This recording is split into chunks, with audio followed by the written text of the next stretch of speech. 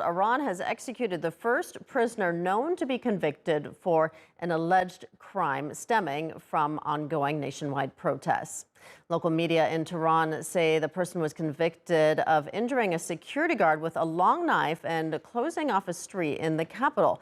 Since September, Iran has been rocked by protests following the death of 22-year-old Mahsa Amini, who died after being detained by the country's so-called morality police. Let's get more on this now from Reza Hatami, who joins me from Tehran. Reza, what more do you know about this execution?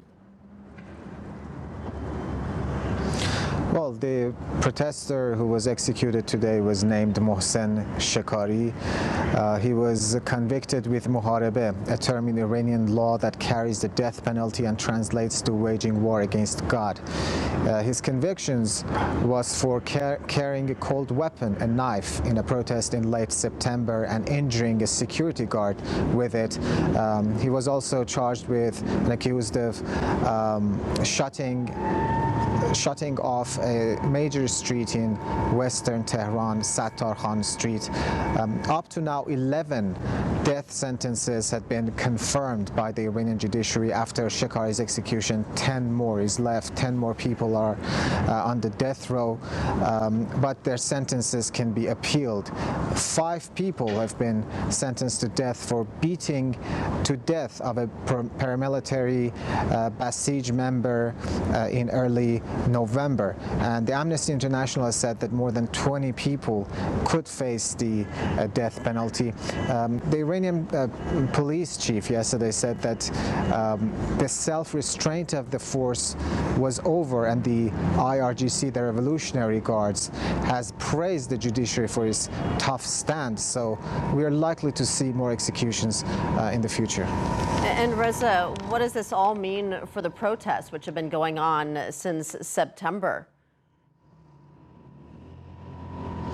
Well, yesterday, Wednesday, was the last day of a 3-day protest and strikes called by the opposition.